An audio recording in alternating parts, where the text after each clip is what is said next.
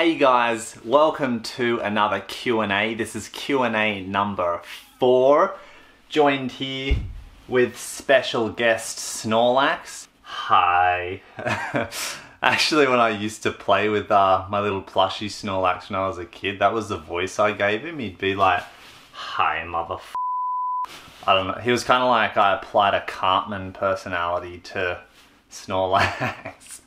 What I do is I timecode all the questions down in the comment section. So just scroll down there if you don't want to listen to the whole thing, see what questions you want the answers to and jump to that. Before we start with the first question, I just wanted to do a little bit of a plug. Prana On.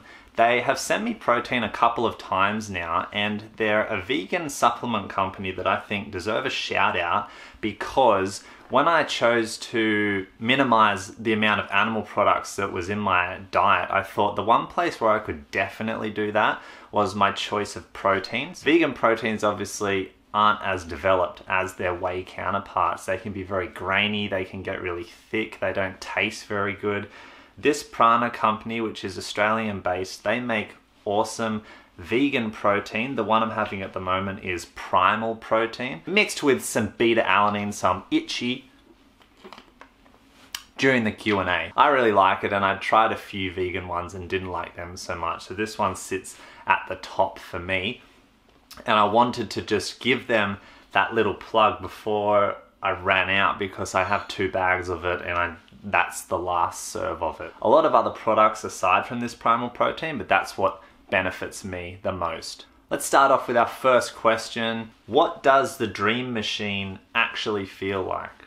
So what the questioner is referring to is a pulley system that you attach to your rings, and it halves your body weight to varying degrees, takes your body weight from you so you are lighter and can perform skills that you normally wouldn't be able to do.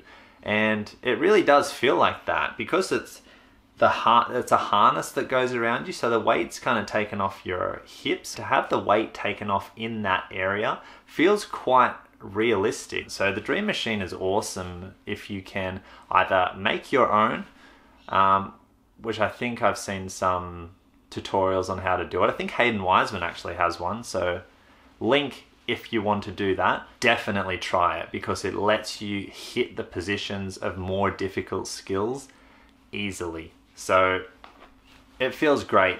Give it a go if you can get access to one or build one yourself. It'll be a great tool to get time in these more difficult positions for your training and to achieve your goals. Snorlax, you're being noisy. How did you get good at handstands? This one won't take long to answer. The reason why I'm good at handstands, if that's your opinion of my handstands, is I've spent a lot of time doing them. I'm 27 now and I've been doing handstands since I was maybe 15, and only probably around 20, 21 years old was when I started to learn the correct technique for a handstand. But even so, that was 7 years ago. So I've spent a lot of time doing it. If you think I'm good at handstands, I've just done them a lot, and that's why. Do you follow a specific program like full body or push-pull legs? Or do you just do Olympic lifting one day, body weight and rings training another day during the week? Essentially, this question is asking what kind of program do I follow? My workouts are broken down into skills. So one workout might be climbing, another workout might be jiu-jitsu or just MMA training in general. At the moment, I'm breaking workouts into skill acquisition, or that's my aim by breaking the workouts down, is I'm lumping my workouts into skills rather than body parts, rather than movements like push and pull. Next question. Are you ready? Do you want to try and answer it? Whenever I train, there are times that my soreness is gone, but strength doesn't seem to be there. Does that mean I should have more rest in between sessions, or that I didn't fully recover and should sleep/watch my macros more? So what I get from that is just, you want a very specific answer to a very broad problem. I think yes, you could sleep or watch your macros more, but I also don't think that's the reason why you didn't feel strong on a day that you weren't sore. You agree, do you? You're thinking of it like a problem that just has this one solution, where you're basically talking about the philosophy of training in general. So if you go into training and you don't feel 100%, or you finish the session and you didn't feel 100% or perform how you wanted to, there's so many factors that it could be. Perhaps you had sex last night, or perhaps your balls are blue from not doing it. I think you just need to take a broader approach to your training. A lot of times for me, I've followed a program and I've been going through the program and I've just felt shit. And then after the fact, I look back on it and I actually made, when I'm looking at the numbers of, say it was weightlifting, looking at the numbers of what I was lifting, or if it's bodyweight training, looking at the quality of the reps that I was doing, I was just being super critical and overthinking every single step of the way. Because when I had the time to reflect on it, you could definitely see improvements. And those improvements weren't something you could necessarily see session to session, but they were things you could see when you took a macro perspective, so a broader perspective on how you performed over time. So if you do come into a session and you're not sore, you're not performing as well as you think, don't let that get you down, because workout to workout, there's variations that can just be so complex, or the possibilities of why are so varied. You just need to keep your head down and make sure that you're doing the work. And if you've programmed correctly, or your coach has, or whatever, have faith in that and know that over time that's where the results will come. I'm also not saying don't analyze every session and see where you can improve. I just don't think you should look at it as, I should be this way and I wasn't. What's the specific reason? Think about it, and if there is one, attempt to change it. Do trial and error, but don't get caught up in the little reasons as to why every session is not how you want it to be. Oh, so now you disagree. How important is flexibility training to you? Any shoulder mobility tips? It took me quite a while to appreciate what flexibility meant and how it was preventative towards injury, and just what it could do for overall movement, how it could improve and help you to actually gain a lot more skills that weren't directly flexibility related. So like in martial arts, in jiu-jitsu, like kicking higher, in gymnastics for tumbling or ring strength or high bar, flexibility plays a major role in all of these things. So flexibility means a lot to me now, and I'm doing it every week for sure. I can't say I'm doing it every day, but the amount of respect I have towards flexibility, and I lump mobility under this as well. So just generally working towards increasing range of motion in the joints and in the muscle is how I would pack this into one box under labeled flexibility extended metaphor. Yeah, the respect I have for it now compared to what I had for it 10 years ago is just worlds apart. I feel like I used to think, oh yeah, flexibility is important, but you know, it's kind of like that. And now it's, no, you have to have it if you want to improve. You can only be young for so long before these things start to catch up with you, and especially if you aim to continually improve in either one specific area or many different areas. In terms of tips for shoulder mobility, the best two that I can say, the easiest one to do is just with a stick or a broom handle or something, doing the dislocates, if you advance from there, you can start to put a weight plate on the stick, start to make it weighted mobility training. And then the other one is skin the cat. Skin the cat's one of my favorites. It's a good stretch for the chest and the biceps, and it almost covers well, once you get really good at it, it will, a 360 degree rotation of the shoulder joint. So 2 awesome exercises for shoulder mobility. I've been plateaued on my front lever for a while now, currently at one-legged extended. Any advice? Yes, my advice would be to either rest, which is advice I give but seldom take myself, but I do think that's something you should consider, and I need to consider more now, is to have breaks. You can only have linear progress for so long before you need to back off and then come back with a refreshed nervous system and muscles and body. The other thing is change the way you're training it. So if you're just doing one-legged variations, or if you're doing negatives, one that's helped me a lot lately is band assisted. So that's doing the full front lever or doing front lever raises. So from hang up to front lever with a band between your toes, namely the big toe.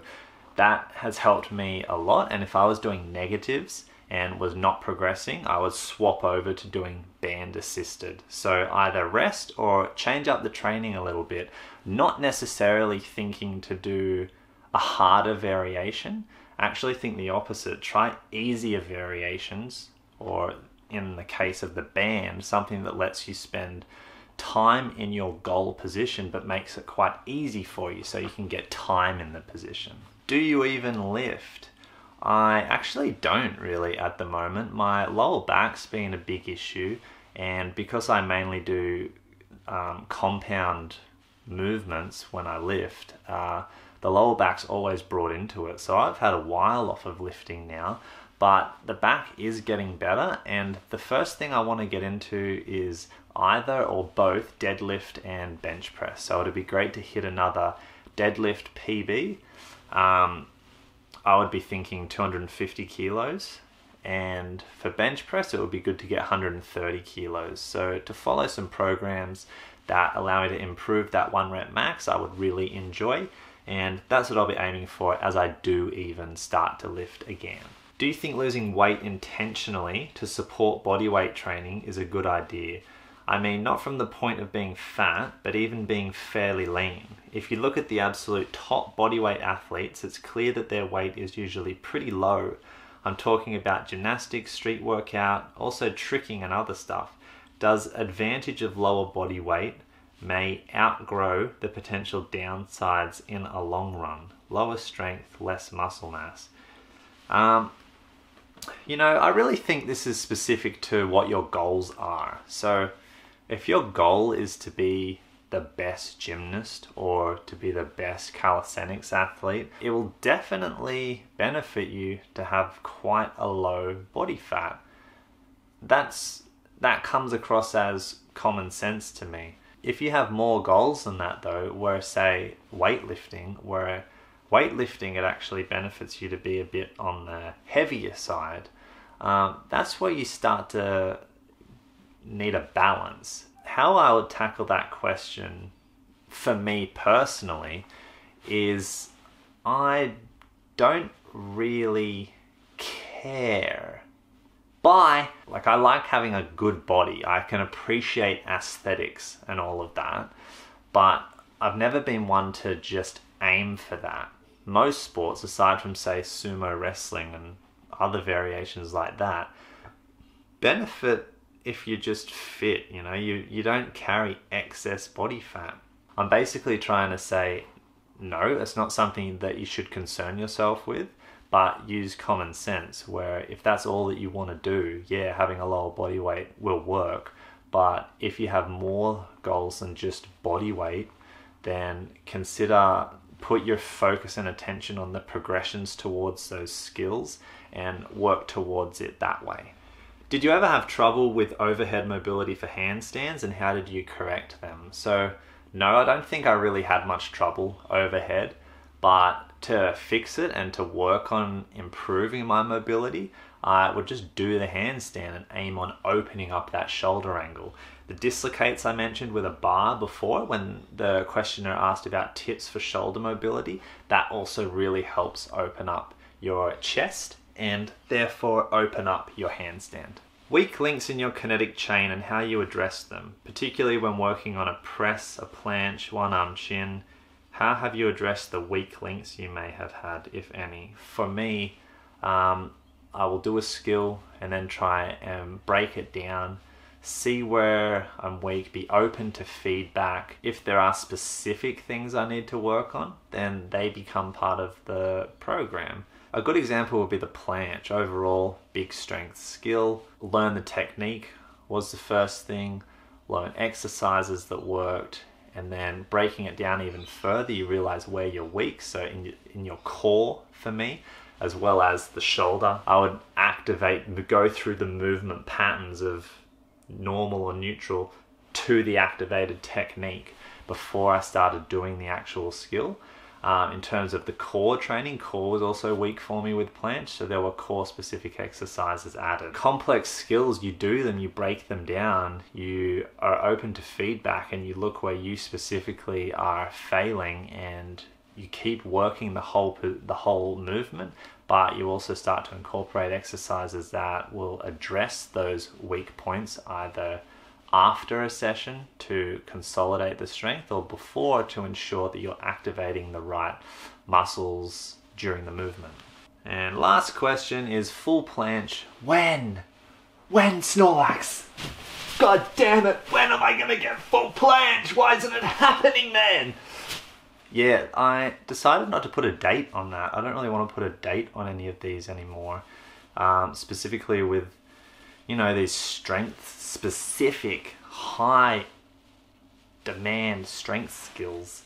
I don't think that it's beneficial. I think I should just work my progressions and go from there. So I decided not to put a date on it because there's so many other factors that can affect my training, and having so many other goals outside of just bodyweight training. I'm working towards planche.